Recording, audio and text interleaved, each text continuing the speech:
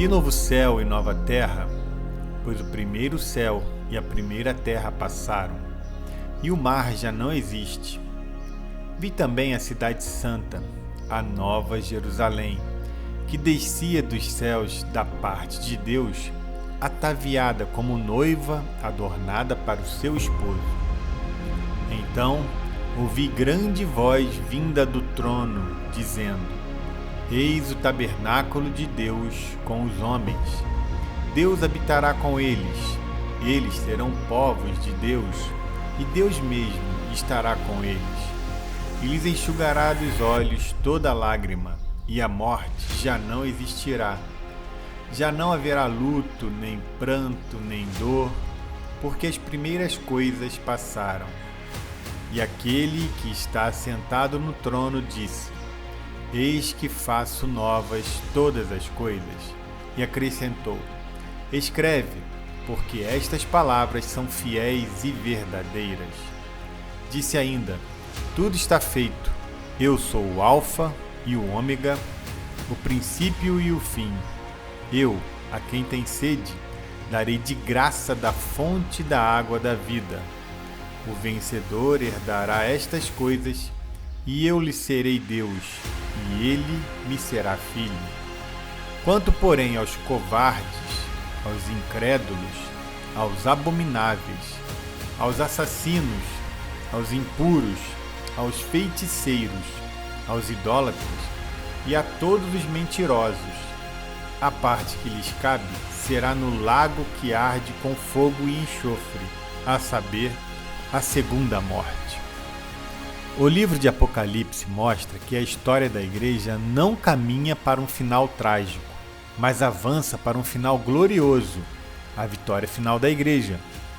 Mostra a consumação do plano de Deus, o triunfo final de Cristo, juntamente com sua igreja, e nos incentiva à santidade. Encoraja-nos no sofrimento e nos leva a adorar aquele que está no trono. Jesus voltará para buscar sua noiva, para morar com ele eternamente, e cabe a nós, como igreja que somos, mantermos viva a esperança deste grande dia. É claro que em Cristo já somos mais do que vencedores, Romanos 8:37, porque a nossa vitória é certa. Nós não seremos vencedores, nós já o somos. Mesmo em meio aos sofrimentos desta vida, caminhamos como vencedores, mas em alguns momentos precisamos nos lembrar disso. Então, por isso, Apocalipse veio para restaurar o ânimo desses irmãos e também o nosso. Quem acha que a vida cristã é fácil está equivocado. Vamos fazer um exercício de reflexão desse glorioso dia?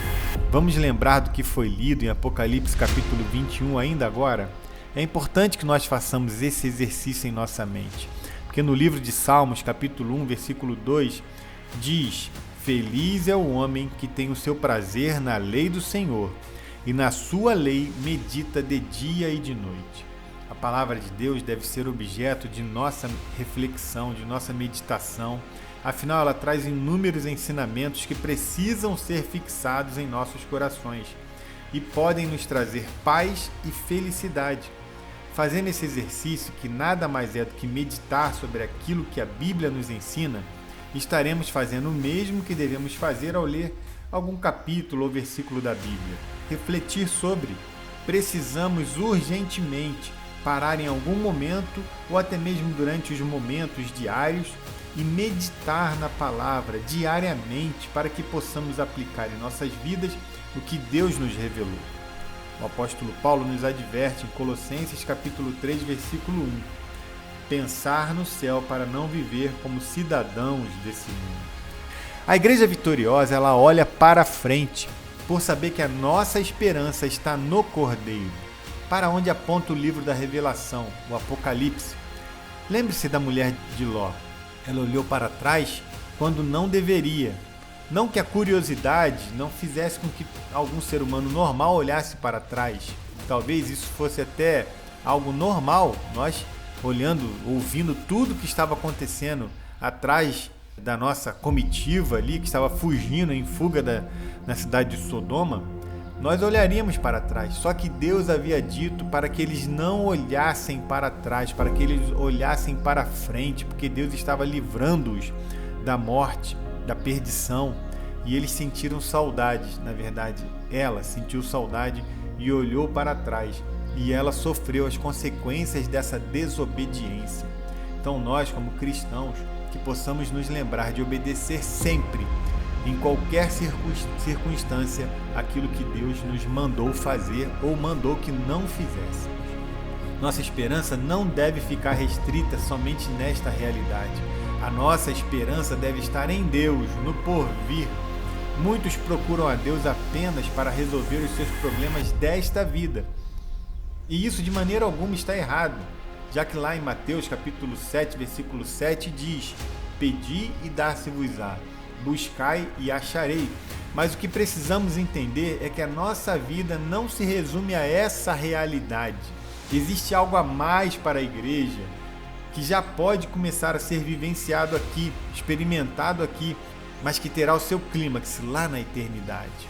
Apocalipse é o registro de uma série de visões do sofrimento da igreja até a vinda de Cristo, acerca do crescimento do mal neste mundo, mas principalmente da vitória final do Senhor Jesus e do seu povo.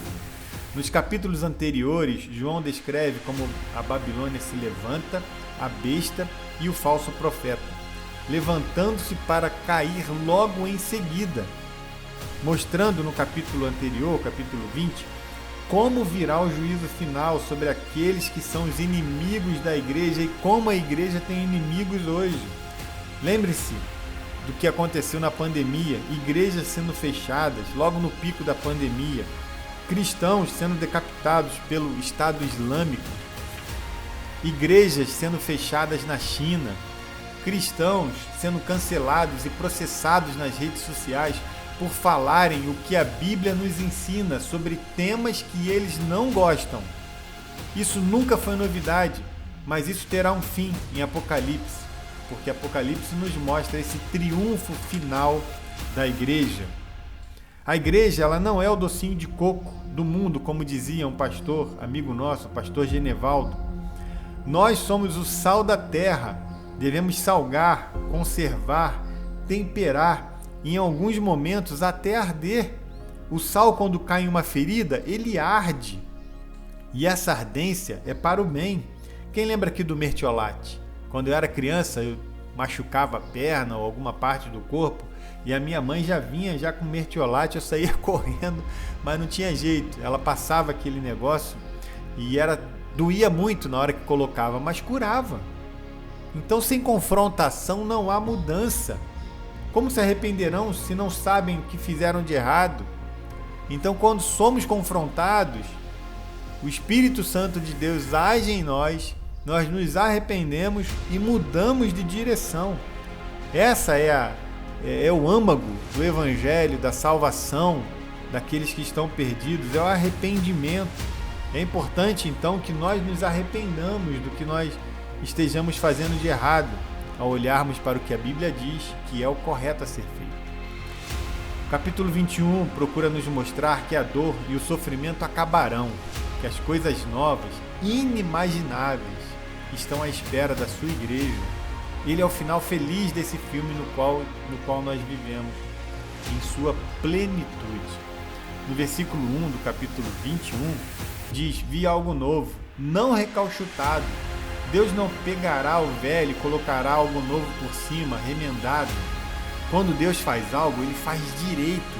Ele não pega a sua vida e remenda. Ele faz algo novo. Ninguém deita remendo de pano novo em roupa velha, porque semelhante remendo rompe a roupa e faz-se maior a rotura. Mateus capítulo 9, versículo 16. Lembre-se, Deus fará tudo novo em sua vida. Nos versículos 2 e 3, diz que nós estaremos com Deus e Ele conosco, habitando conosco como tabernáculo. Assim diz o Senhor. E qual a consequência dele habitar conosco? É que onde há Deus, onde Deus está, não há sofrimento. Versículo 4 fala: ao estarmos com Deus, habitando com Ele, a morte não mais existirá. Nossas lágrimas serão enxugadas pelo próprio Deus. pois aonde ele habita não há espaço para as primeiras coisas. A morte é algo terrível. Ela é o salário do pecado, por isso ela não existirá mais, pois o preço do pecado foi pago pelo sangue de Cristo na cruz. Ela não existirá, logo o luto, o pranto e a dor não existirão. Você está passando por algum momento de dor em sua vida? Lembre-se, o próprio Deus enxugará suas lágrimas. No capítulo 21 e 22 é descrita a visão da felicidade eterna dos que são de Cristo e reinarão com Ele para sempre. E ainda no 21, diz que é o desfecho de tudo que foi contado. Depois de falar das perseguições e de tudo que a igreja deverá passar, esse capítulo nos dá a cereja do bolo, o grande finale. A vida que temos aqui não é tudo que existe. Existe um lugar muito, muito melhor que Jesus está preparando para aqueles que o amam. João capítulo 14, versículos de 2 e 3, que diz: Na casa de meu pai há muitas moradas, vou preparar-vos lugar. Concluindo essa palavra, se a nossa esperança em Cristo se limita apenas a esta vida, somos os mais infelizes de todos os homens. 1 Coríntios capítulo 15 e 19. Nós, como cristãos, devemos procurar viver esta vida de forma que engrandeça o nome do nosso Deus, para honrá-lo e glorificá-lo. Então é claro que não desistiremos de viver pensando apenas na eternidade. Esse não é o propósito dele. Enquanto aqui estivermos, temos uma missão, mas precisamos nos lembrar que um dia viveremos em plenitude junto ao Pai, por toda a eternidade. Um poeta chamado Gilmore disse: além das tristezas da terra, as alegrias do céu. Além das sombras da terra, uma aurora gloriosa. Além das batalhas da terra, doce paz sem fim. Além do pôr do sol da terra, na manhã do céu. E David Egner conclui: estar com Jesus para sempre é a soma de toda a felicidade. Pai de amor, obrigado, Senhor, por esse momento onde fomos encorajados pela Tua palavra.